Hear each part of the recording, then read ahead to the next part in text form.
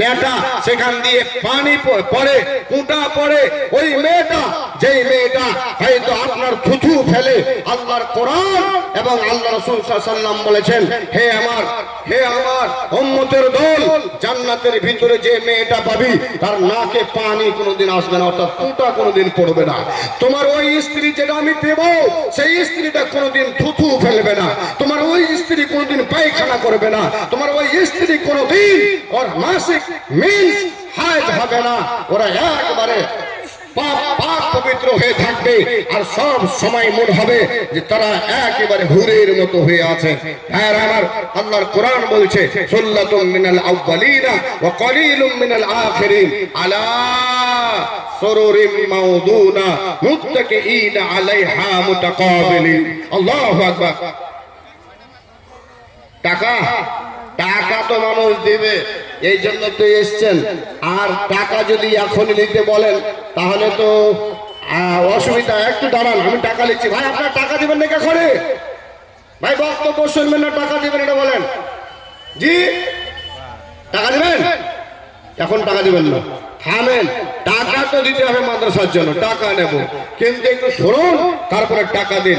টাকা দিতে হবে 10,000, 20,000, 30,000, 5,000, 3,000, 2,000 করে টাকা দিতে হবে। পাকেটকে খুলে রাখেন, ইনশাআল্লাহ টাকা নেওয়া যাচ্ছে। আল্লাহ বলছেন যে মানুষদেরকে যে আল্লাহ জান্নাত দেবে, সেই জান্নাতের ভিতরে কি হয়ে তারা বসবে? তো আল্লাহ রাব্বুল আলামিন আলা সুরুরিন মাউদুনা, আল্লাহ বলছেন জান্নাতীরাকে যে বসার কুরসিটা দেবে, যে সিংহাসনটা দেবে, সেই সিংহাসনটা হবে স্বর্ণ, অর্থাৎ সোনা দিয়ে তৈরি, সোনা দিয়ে ডিজাইন করা, সোনা দিয়ে ডিজাইন করা। ডিজাইনার যারা ডিজাইন করে, যারা মিস্ত্রি, এরা তো গ্রামগঞ্জে কুরসি বানিয়ে আপনার এই সিংহাসন বানিয়ে দেয়, সেগুলো তো আপনারা দেখেছেন। কতগুলো দেখলে মনে হয় বাপ রে কত সুন্দর, কিন্তু আল্লাহ রাব্বুল আলামিন রাসূল বলেছেন, সারা পৃথিবীর মানুষ যদি জান্নাতের একটা চেয়ার বানাতে আরম্ভ করে, তাহলে সমস্ত ডিজাইনার, সমস্ত মিস্ত্রি এরা ঠকে যাবে, এরা পরেশান হয়ে যাবে, অথচ জান্নাতের একটা কুরসি সিংহাসন বানাতে পারবে না। আল্লাহ ওই রকম কুরসিগুলো এই বান্দাদের জন্য, আল্লাহ রাসূলের এই উম্মতের জন্য আল্লাহ তাবারক ওয়া তাআলা তৈরি করে রেখেছেন, ওটাতে তারা বসবে। সিংহাসন, সিংহাসন বলতে এখনো বুঝতে পারছেন কি পারেননি? এখনকার ওই সব ছেলেগুলা যাদের সূরা ফাতিহা ইয়াদ নাই, জি বসতে গেলে ওর মুখের গন্ধে থাকা যায় না, বিড়ি খেয়ে খেয়ে খৈনি ঢুকিয়ে ঢুকিয়ে মুখটাকে এত বরবাদ করে রেখেছে যে মিস্ত্রিটা আসলে মনে হয় তার মুখখানার সাথে মুখ মিলাবে না, মুখটা ট্যাঁকে শুতে থাকবে। ওই রকম বেহুদা ও যদি বিয়ে করতে যায়, তার জন্য একটা সিংহাসন তৈরি করা হয়, ভালোভাবে ফুল টোল দিয়ে সাজিয়ে গুজিয়ে তার জন্য একটা সিংহাসন তৈরি করা হয়। এখানে বসবে কে? ওই বিড়ি খোর, হুক্কা খোর, খৈনি খোর, ওই আসবে, সেখানে পড়বে, বসবে, অন্য কাউরির ওখানে পারমিশন নাই। অথচ ওর থেকে ভালো ভালো মাস্টার, ভালো ভালো ওলামায়ে কেরাম, ভালো ভালো লোক থাকবে, অথচ ওখানে বসতে পাবে না, ওই বসবে। এই যুবক, ওই সিংহাসনে ওই বসবে যে একটা গরিব মানুষ, যে একটা ধনী মানুষ, যে কোনো একজন লোক। আহা, দিনের বেলা যা হইলো হইলো, সন্ধ্যার ভিতরে রাতের বেলা মসজিদের ভিতরে ঢুকে কখন যে ও চলে গেছে, যাওয়ার পর তখন বলছে রব্বানা যালামনা আনফুসানা ওয়া ইল্লাম তাগফির লানা ওয়া তারহামনা লানাকুনান্না মিনাল খাসিরিন। হে মাবুদ, আমি তোমার একজন গুনাহগার বান্দা, আমি তোমার পাপী বান্দা। দিনের বেলা হাতের দ্বারা, দিনের বেলা চোখের দ্বারা ভুলবশত পাপ করেছি মাওলা। আমি তোর গোলাম, আমি তোর নকর, আমি তোর চাকর, আমি তোর কাছে এসেছি মাওলা, তুমি আমার পাপকে ক্ষমা করে করে দাও, তুমি আমার গুনাহকে মাফ করে দাও। এর যুবকের দল আল্লাহ ওই অবস্থায় ওই বান্দাকে বলে, বান্দারে আয় আয় আয়, তুই যখন আমার কাছে সিলিন্ডার হয়ে তোর পাপের ক্ষমা চাইছিস, আমি আল্লাহ তোমাকে ক্ষমা করে দিলাম, আমি তোমাকে মাফ করে দিলাম। আল্লাহ ওই সব ব্যক্তিকে ওই আরশের ওই সিংহাসনে বসাবে। ওই সিংহাসনে বসিয়ে আল্লাহ রাব্বুল আলামিন বলেন ওরাকে আবার কথাবার্তা বলা বলি করাবে। মুত্তাকিনা আলাইহা মুতাকাবিলিন, তারা জান্নাতীরা আমনা সামনা হয়ে বসবে। বসার পরে এরা আলোচনা করবে, হায় হায় হায় হায়, এরে বন্ধু, এ আমার রাজ, এ আমার মহারাজপুরের মানুষ, এ আমার পূর্ণিয়া গ্রামের মানুষ, এ আমার ভাইজান।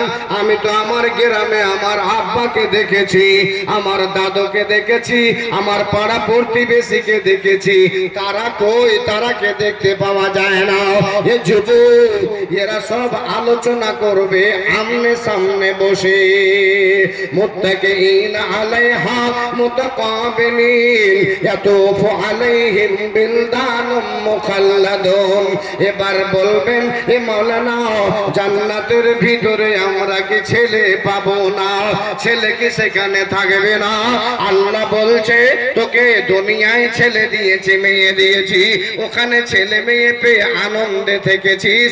আমি জান্নাতের মধ্যেও তোমাদের সম্মানের খাতিরে, তোমাদের ইজ্জতের জন্য আমি আল্লাহ আমার ইজ্জতের কসম রে তোমাদের জন্য ছেলে রাখবো, ছোট ছোট গিলমান রাখবো, ছোট ছোট বাচ্চা রাখবো।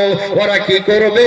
মুত্তাকিনা আলাইহা মুতাকাবিলিন ইয়াতুফু আলাইহিম বিলদানুম মুখাল্লাদুন বিআকওয়াবিন ওয়া আবারিক ওয়া কাসিম মিন মাইন।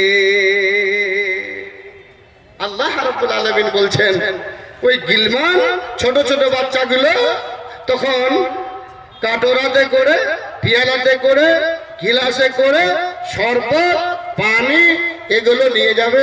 আর নিয়ে গিয়ে তখন ওই জান্নাতীরাকে বলবে, চাচা, আঙ্কেল, এই জেলে খুব কষ্ট করেছেন। আহা, রমজান মাস আসলে 60 বছরের বয়সের মানুষ গো, অথচ আপনি কষ্ট করে তুমি রোজা রেখেছিলে। আব্বা যান, চাচা যান, এই যে পানি পান করেন। আল্লাহর কসম বলছি, ওই সব গিলমান অর্থাৎ ছোট ছোট বাচ্চার হাত থেকে যদি এক গিলাস পানি পান করে নেন, মনে হয় জিন্দেগিতে পানি পান করার মনই হবে না। এত সুস্বাদু হবে, এত টেস্টি হবে, এত ভালো লাগবে। আল্লাহ বলছেন, লা ইউসাদ্দাউনা আনহা ওয়া লা ইউনসিফুন। এই পৃথিবীর মানুষ যদি দুই গিলাস 3 গিলাস যদি শরবত খাওয়া হয়ে গেছে, তার কারণে মাথা টনটন করতে লেগেছে, মাথা ব্যথা করতে লেগেছে, সর্দি ধরে গেছে, আল্লাহু আকবার, শরবত খাওয়ার জন্য ওরে কতগুলো মুসলমানের বাচ্চা যেসব জিনিসগুলো খাওয়া তার জন্য হারাম করে দিয়েছে আল্লাহ এবং আল্লাহ রাসূল। সেই সব জিনিসগুলো হলো শরাব, সেই সব জিনিসগুলো হলো মদ। মুসলমানের বাচ্চা, আব্দুর রহমানের বাচ্চা, আব্দুস সাত্তারের ছেলে, মুহাম্মদের বেটা, ইসলামের বেটা। ইসলাম তার বাপের নাম আর ওর নাম হলো মুসলিম। সেই মুসলিম গিয়ে ওই শরাবের গিলাসটাকে ধরে মুখে দিয়ে পানি শরাব পান করে, দারু পান করে, তাকে লজ্জা তো লাগেই না, শরম তো নাই। ও বুঝেও না যে আমি মুসলমানের বেটা, আমার বাপের নাম হলো ইসলাম, আমার নাম মুসলিম, আমি কি করে জিনিসটাকে মুখে দিচ্ছি।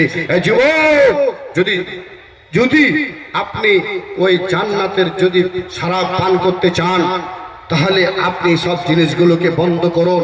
যেহেতু আল্লাহ রাব্বুল আলামিন বলছেন, আর আমার গেলেমানেরা, ছোট ছোট বাচ্চারা তোমাদেরকে শরাব পান করাবে, পানি পান করাবে, জি, আর তোমাদের সামনে ঘুরে বেড়াবে। আল্লাহ বলছেন, লা ইউসাদ্দাউনা আনহা ওয়া লা ইউনজিফুন। তোমরা ওই শরাব পান করার কারণে তোমাদের কোনোদিন মাথা যন্ত্রণা হবে না, মাথা ব্যথা করবে না, তোমাদের কোনোদিন মনটা আউল বাউল হয়েও যাবে না, তোমরা মাতাল হয়ে উল্টে পড়েও যাবে না। ভাইজান, এটা গল্প শুনছি, একটা মানে বই লেগেছে। একজন ওই শরাবখোর শরাব পান করে ও গিয়ে একটা রোডের পুলের উপরে পড়ে একেবারে অলঙ্গ হয়ে পড়ে আছে। যখন অলঙ্গ হয়ে পড়ে আছে আর অমনি একটা কুকুর চলে গেছে। কুকুরটা যা দেখছে, এটা আবার কে, কোন কুকুর রে ভাই? আমি তো এক আল্লাহর মাখলুক কুকুর, এটা আবার কোন কুকুর রে ভাই রাস্তায় পড়ে আছে? জি, আস্তে আস্তে যেতে যেতে দেখছে মুখটা আবার কেমন কেমন গন্ধ করছে। কথা বুঝতে পেরেছেন?